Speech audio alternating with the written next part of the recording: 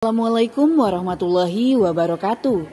Saya Calia Amelda, calon guru penggerak Angkatan 10 dari SMA SYPMM Tebing Tinggi, Kabupaten Tanjung Jabung Barat, Provinsi Jambi. Video ini merupakan tugas aksi nyata modul 1.4 Budaya Positif. Assalamualaikum warahmatullahi wabarakatuh. Selamat pagi Ibu semua. Ya, alhamdulillah pada kesempatan hari ini kita semua masih diberi kesehatan, dapat berkumpul. Bapak Ibu sekalian, sebelumnya perkenalkan nama saya Calia Amelda, CGP Angkatan 10 dari Kabupaten Tanjung Jabung Barat, SMA SYPMM. Di kesempatan pagi hari ini, saya melakukan kegiatan penyebaran pemahaman dan penerapan pengalaman budaya positif atau diseminasi budaya positif. Salah satu fungsinya adalah sebagai pemenuhan tugas dari modul 1.4 di kegiatan pendidikan guru penggerak yang sedang saya ikuti Bapak Ibu. Nah, sebelum saya lanjutkan Bapak Ibu, masih semangat semuanya? Ya, alhamdulillah. Kemudian kegiatan budaya positif ini sendiri sebenarnya kita semua di sekolah ini secara tidak sadar maupun sadar pasti sudah pernah melakukannya Bapak Ibu. Sebelum saya lanjut, saya punya satu pertanyaan dulu. Menurut Bapak Ibu sekalian, budaya positif itu apa sih? Ada yang bisa bantu saya untuk menjawab satu orang? Mohon bantuan. Budaya positif menurut Bapak Ibu apa sih sebenarnya?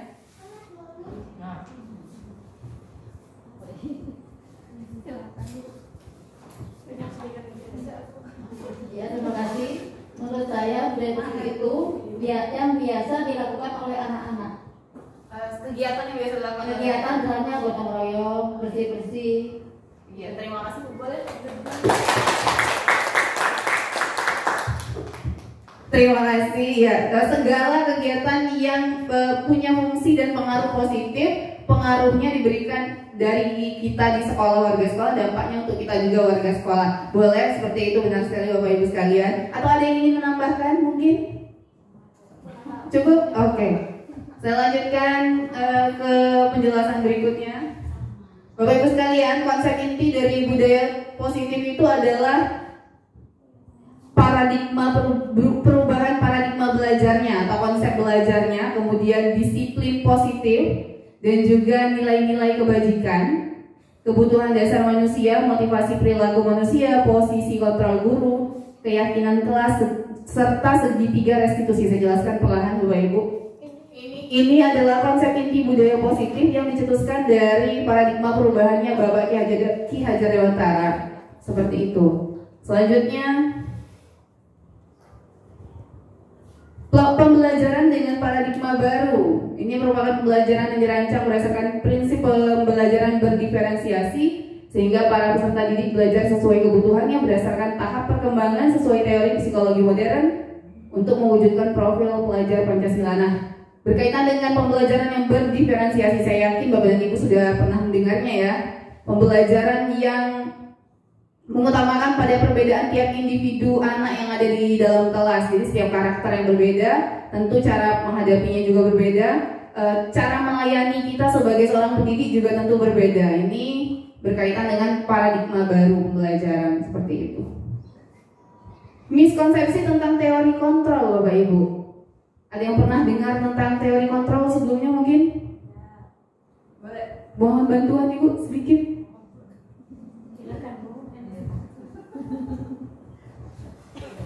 Oke, terima kasih. Dari teori kontrol itu biasanya guru yang bertindak sebagai orang yang mengontrol sikap anak kita. Jadi kita itu bertindak kayak kitalah yang menyuruh mereka begini, mereka harus jadi begini sesuai dengan apa maunya kita. Oke, luar biasa. Terima kasih ya. Itu adalah konsep teori kontrol yang sebelumnya kita ketahui atau kita yakini Bapak Ibu. Ini kita miskonsepsinya dulu. Maksud saya adalah kesalahan yang kita pahami. Di ilustrasi ini, si siswa kita atau murid kita seolah kita yang mengontrol sebagai seorang pendidiknya. Kemudian ilustrasi mengontrol murid ini, ilustrasi bahwa kritik dan membuat rasa bersalah mampu menguatkan karakter. Setelah kita mengkritik secara langsung, kita berharap itu akan membuat mereka langsung berubah. Itu adalah miskonsepsinya. Selanjutnya, semua penguatan positif, efektif, dan bermanfaat, seolah setelah setiap kita puji akan menyelesaikan semua masalah yang terjadi di anak tersebut. Terkadang pujian juga tidak langsung memberikan dampak positif, ada dampak jangka panjangnya seperti itu. Selanjutnya, orang dewasa berhak memaksa. Ini adalah miskonsepsinya. Menurut paradigma stimulus respon ke pendekatan teori kontrol, ini realitas atau kenyataan kita itu sama. Di teori kontrol itu kita berbeda. Jadi kalau kita menganggap cara berpikir kita dengan murid kita itu sama, tentu saja berbeda. Cara pandangnya juga berbeda. Tiap individu beda. Cara menyampaikannya beda. Cara mereka belajar berbeda. Cara memahami sebuah kasus dan konsep juga berbeda. Even yang paling kecil saja Bapak Ibu, kita juga tahu bahwa kalau kita melihat suatu kejadian, cara kita melihat dengan orang lain tentu sudut pandangnya berbeda. Seperti itu. Ini adalah paradigma atau respon, stimulus respon ke pendekatan teori kontrol. Seperti itu. Lalu semua orang melihat hal yang sama. Di teori kontrol setiap orang memiliki gambaran berbeda. Kita mencoba mengubah orang lain. Di teori kontrol kita berusaha memahami pandangan orang lain, bukan kita memaksa mereka mengikuti cara pandang kita, tapi kita berusaha memahami, oh jadi kalau saya berada di posisi dia mungkin begini, mungkin begitu lah. Kita yang mencoba memahami. Selanjutnya, perilaku buruk dilihat sebagai suatu kesalahan. Kita bilang, oh dia nih salah gitu. Bukan seperti itu cara berpikir di teori kontrol, tapi semua perilaku memiliki tujuan. Seperti kenapa dia seperti itu, mengapa dia melakukan itu. Kemudian orang lain bisa mengontrol saya. Yang salah adalah di teori kontrol hanya Anda yang bisa mengontrol diri sendiri. Ambil contoh simpel dan sederhana. Adakah orang yang bisa memaksa Anda untuk mengikuti kemauannya? Anda yang memutuskan sendiri bahwa saya akan mengikuti kemauannya. Bahkan ketika dipaksa menarik tangan saja kamu yang memutuskan. Kita sendiri. Seperti itu di konsep teori kontrol. Selanjutnya, pemaksaan ada pada saat bujukan gagal. Di teori kontrol, kolaborasi dan konsensus menciptakan pilihan-pilihan baru. Selanjutnya, model berpikir menang kalah. Di teori kontrol, model berpikir menang atau menang dan menang, seperti itu. Jadi tidak ada menang dan kalah, tapi semuanya menang. Di disiplin positif sendiri, disiplin berasal dari kata disiplin. Ini adalah pengertian disiplin positif Bapak Ibu menurut beberapa teori. Dalam disiplin positif, salah satu cara penerapannya adalah bertujuan menumbuhkan kesadaran serta pemberdayaan peserta didiknya tanpa imbalan reward, ancaman atau hukuman. Jadi kita menyadarkannya tanpa kita memaksa dengan dihukum atau kita beri reward sehingga dia mengikuti. Semuanya itu berhubungan dengan teori konsep keinginan secara internal dan eksternalnya seperti itu. Dari internalnya dia mau ngikutin atau berubah karena kemauannya sendiri atau karena ada yang mengimingi di belakangnya seperti itu. Itu di cara berpikir disiplin positif. Nilai-nilai kebajikan. Namun sebelum saya lanjutkan, Bapak Ibu kira-kira ada yang ingin ditanyakan sebelum saya lanjutkan? Cukup? Di profil pelajar Pancasila beriman bertakwa kita tahu ada 5 atau 6 Bapak Ibu. Mandiri, kolaboratif, ada berapa Bapak Ibu? Mandiri, kolaboratif, kemudian berkebinekaan global, saya tiba-tiba jadi belibet dan sebagainya. Di sini saya jelaskan kembali ada toleransi, rasa hormat, integrasi, antusias, empati, keingintahuan, kreativitas, kerjasama, percaya diri, dan komitmen. Selanjutnya ada keterampilan hidup atau life skill, dapat dipercaya, lurus hati, pendengar yang aktif, tidak merendahkan orang lain, dan memberikan yang terbaik dari diri. Kebutuhan dasar manusia di bagian ini Bapak Ibu. Kebutuhan dasar manusia adalah segala sesuatu yang kita lakukan untuk mendapatkan apa yang kita inginkan. Seluruh tindakan yang kita lakukan memiliki tujuan tertentu dan semua usaha terbaik yang kita lakukan adalah dalam rangka agar kebutuhan dasar kita terpenuhi dengan baik. Ini seperti yang saya sampaikan tadi, secara internal dan eksternal kita punya tujuan mengapa melakukan sesuatu, kenapa mau mengikuti sesuatu. Ini berkaitan dengan kebutuhan dasar manusia tadi agar terpenuhi, seperti itu. 5 kebutuhan dasar manusia: bertahan hidup, kasih sayang dan rasa terima, penguasaan, kebebasan, dan kesenangan. Ini adalah 5 alasan atau kebutuhan dasar mengapa kita secara internal dan eksternal mengikutinya seperti itu. Kemudian hukuman, konsekuensi, dan restitusi. Di bagian ini setiap hukuman yang kita keluarkan Bapak Ibu biasanya tidak terencana atau tiba-tiba dalam kita mendidik. Kemudian murid tidak tahu apa yang akan terjadi atau tidak dilibatkan, bersifat satu arah dan berupa hukuman fisik atau perilaku. Seperti ini, jika peserta didik atau murid kita melakukan kesalahan, kalau secara teori hukuman biasanya yang terjadi adalah tidak terencana dan lebih bersifat kepada kekerasan fisiknya, seperti itu. Kalau di konsekuensi sendiri, kalau si murid bikin salah, kita biasanya memikirkannya terlebih dahulu di konsekuensi. Sebaiknya seperti ini ya, seperti itu. Murid tetap dibuat tidak nyaman. Sikap guru selalu memonitor murid. Memonitor dalam artian kita mengawasi dan sesuai keinginan dari kitanya sendiri, seperti itu. Itu di konsekuensi. Di restitusi, proses menciptakan kondisi bagi murid untuk memperbaiki kesalahan. Jadi kesalahan yang mereka lakukan diselesaikan oleh diri mereka sendiri. Mereka menemukan konklusi atau penyelesaiannya sendiri, namun di bawah arahan, bukan arahan, tapi bimbingan dari kita sebagai seorang guru, seperti itu. Proses kolaborasi yang mengajarkan murid untuk mencari solusi sendiri, itu di restitusi. Jadi di antara ketiga ini tentu kita tahu tahapan mana yang baik diterapkan, seperti itu.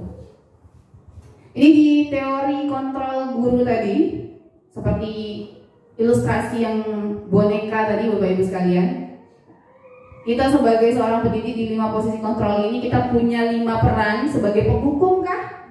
Membuat merasa bersalah, atau sebagai teman? Kita bisa memilih sendiri sebagai pemantau atau manajer. Kita bisa menentukan, oh aku mau ngasih konsekuensi untuk muridku dengan cara yang mana nih? Memposisikan diri saya itu berperan sebagai yang mana? Oh, kita lihat dulu. Kalau sebagai penghukum biasanya Bapak Ibu bisa lihat, bisa mengingat atau membayangkan sendiri. Selama ini saya di posisi mana? Kalau sebagai penghukum saya mau sering ngomong gini nih, misalnya patuhi aturan ibu ya, dengerin ibu ya, kalau tuh salah ya gitu misalnya, atau awas ya kamu ya gitu.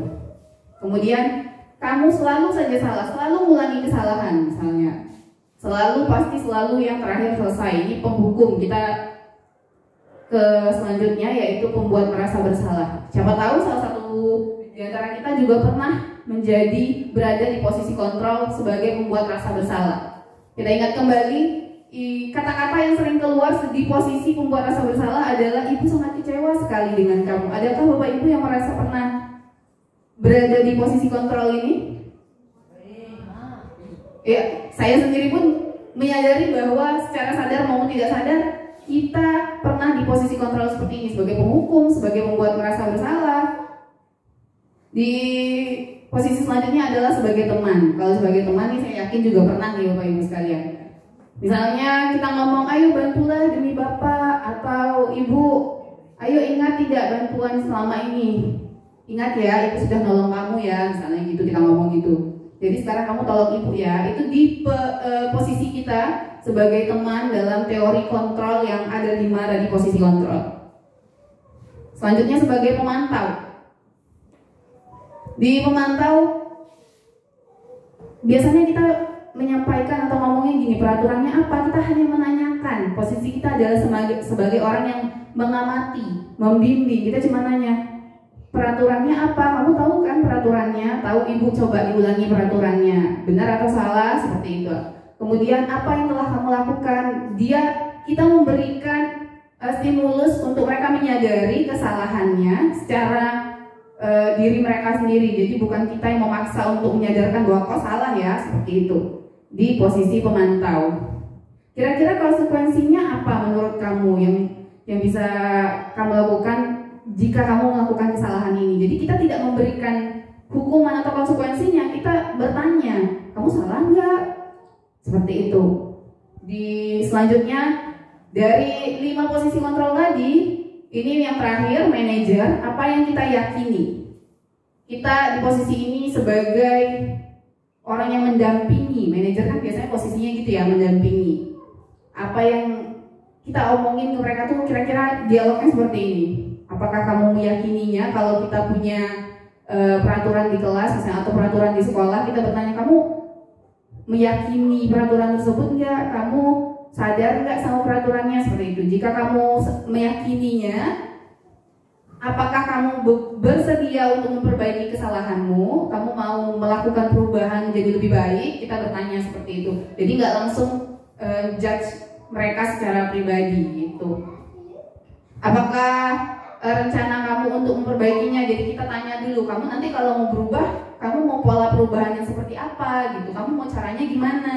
Mau bertahap kah? Ya, kita memberikan bimbingan lah seperti itu, pendampingan kepada mereka di posisi manajer. Nah, setelah saya menjelaskan 5 posisi kontrol tadi, menurut Bapak Ibu, posisi mana yang paling kira-kira paling efektif kita terapkan di pembelajaran di sekolah maupun di kelas menurut Bapak Ibu sekalian? Ada boleh saya mohon bantuan?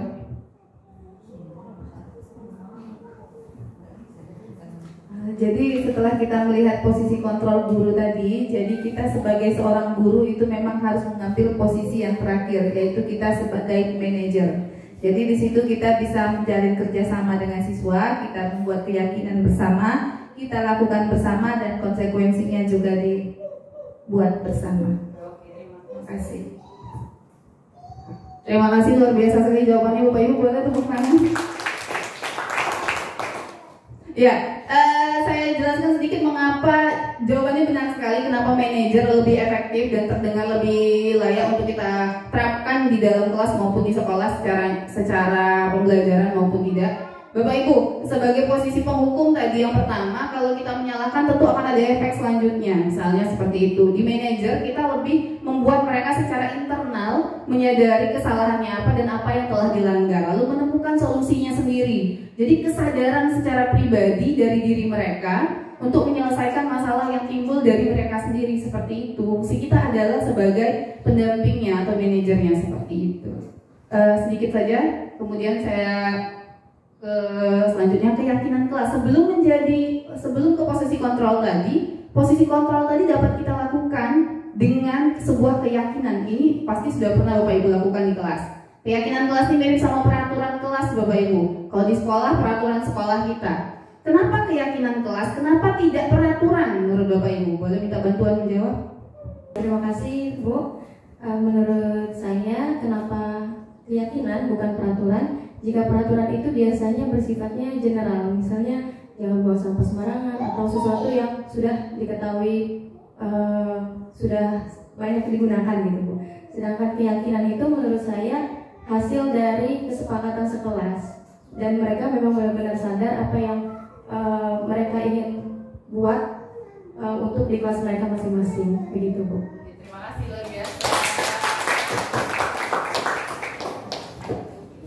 Ya, luar biasa sekali, benar sekali sih. Keyakinan ini adalah kesadaran yang mereka butuhkan dan ingin mereka lakukan nantinya di dalam kelas maupun sekolah ini, seperti itu. Jadi dari mereka untuk mereka, dengan meyakininya tentu akan membuat mereka mengikutinya atau mengerjakannya dengan sepenuh hati tanpa sebuah paksaan, seperti itu.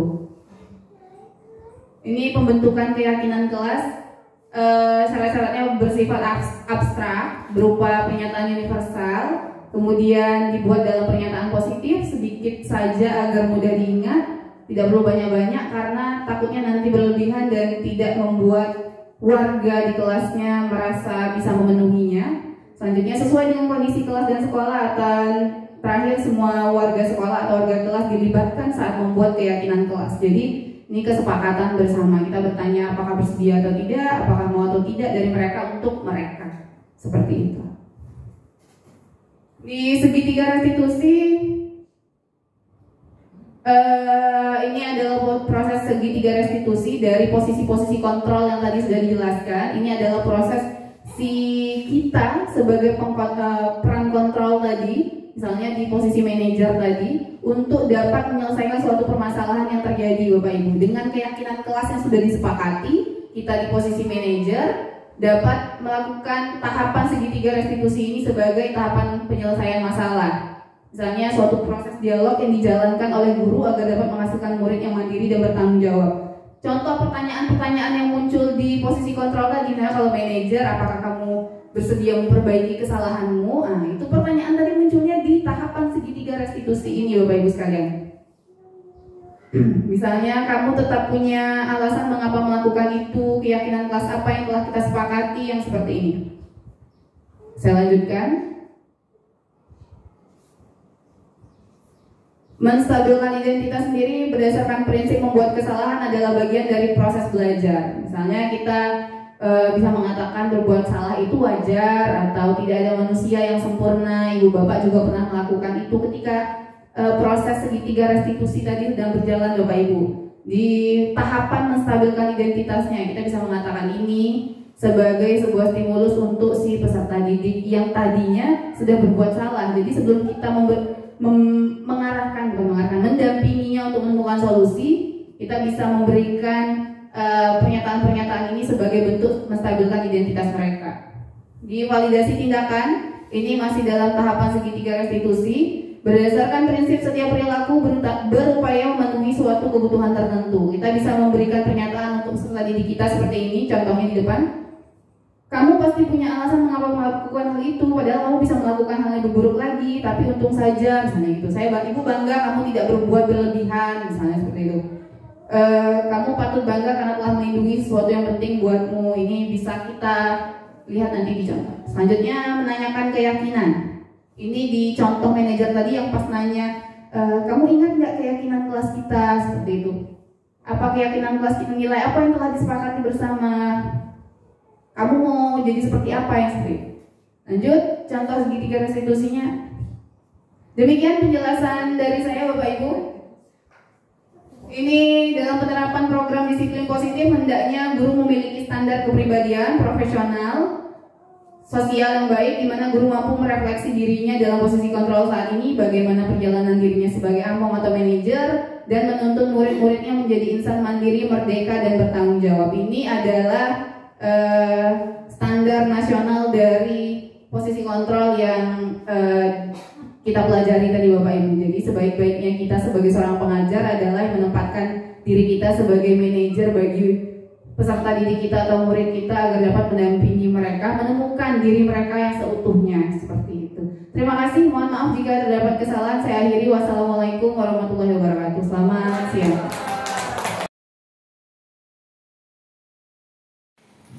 Assalamualaikum warahmatullahi wabarakatuh. Selamat pagi. Apa kabar hari ini? Alhamdulillah sehat semua ya. Alhamdulillah kita masih bisa bertemu pada kesempatan hari ini. Nah, di kegiatan kita pada siang hari ini kita akan membuat sebuah kesepakatan kelas. Nah, sebelum Ibu lanjut kesepakatan kelas, sebelumnya kalian sudah tahu apa itu kesepakatan kelas? Kesepakatan kelas itu mirip sama peraturan. Pertanyaannya, kenapa kesepakatan dan bukan peraturan kelas? Ada yang tahu? Belum tahu ya. Ibu jelaskan sedikit mengapa dia keyakinan kelas dan bukan peraturan. Disebutnya keyakinan dan bukan peraturan. Istilahnya dari dalam diri kita meyakini dulu bahwa ini adalah sesuatu yang kalian semua sebagai sebuah warga kelas atau warga sekolah ingin lakukan dan nantinya akan bersepakat bahwa semuanya wajib tanpa terkecuali untuk melaksanakannya. Seperti itu, maka disebut sebagai keyakinan. Kalau kita meyakini, maka kita akan melakukannya secara sukarela.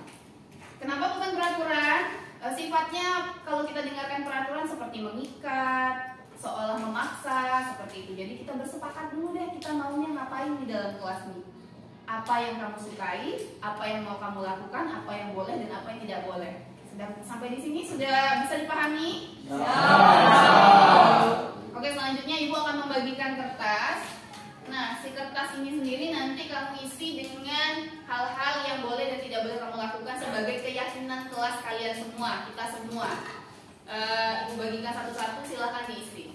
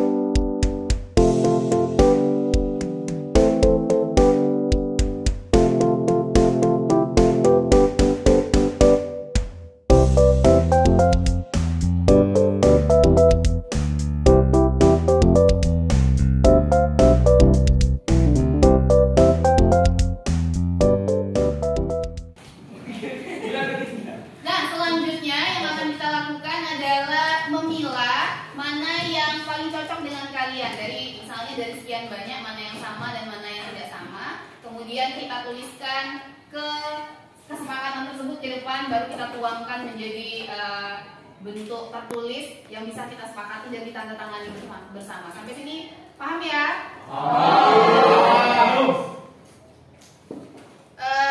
Yang pertama, tidak boleh memakai sepatu di kelas. Apakah bersepakat? Ya. Boleh. Siapa yang mau menuliskan ke papan tulis, tolong?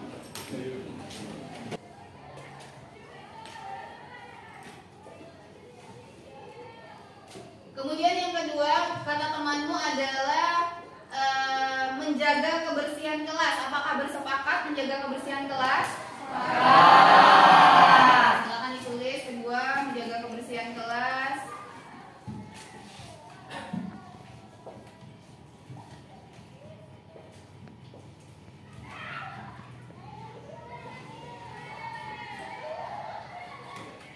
Selanjutnya adalah tidak makan di dalam kelas. Apakah setuju? Setuju. Oke.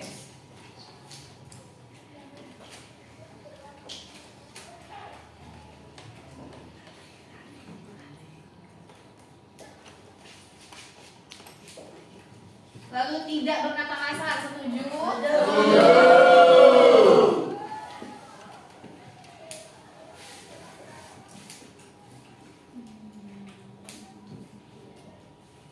Ini sama, kemudian yang ini sama, tidak berkata kasar.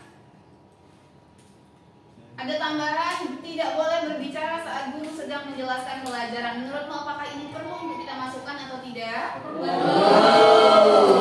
Ya, silakan ditulis, tidak berbicara saat belajar.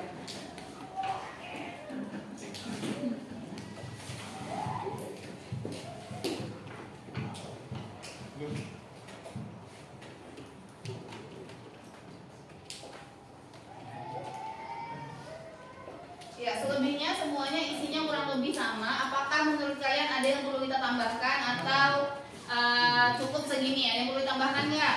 Cukup. Cukup atau perlu kita masukkan di dalamnya saling menghargai dan menghormati satu sama lain? Kita tambahkan saling menghargai.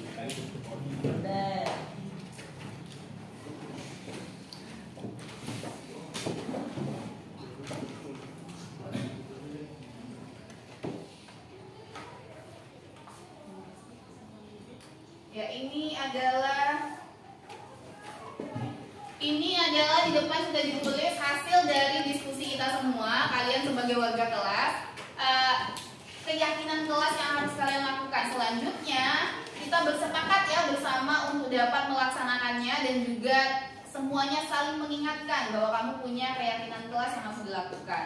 Apakah kalian sudah bersepakat semua atau ada yang ingin disampaikan sebelum kita menutup kegiatan kita pada hari ini? Sepakat? Terima kasih untuk kegiatan kita hari ini. Semoga kita semua dapat konsisten dan terus melaksanakannya.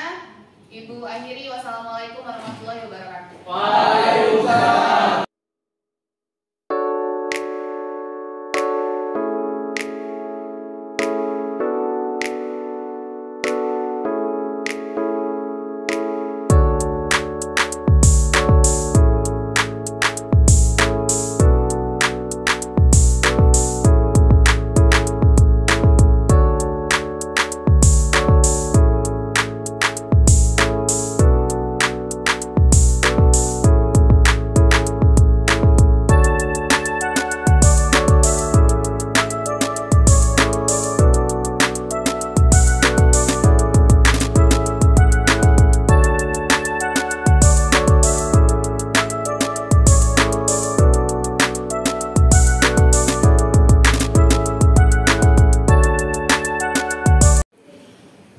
Terima kasih sudah menyaksikan video ini. Salam Guru Penggerak.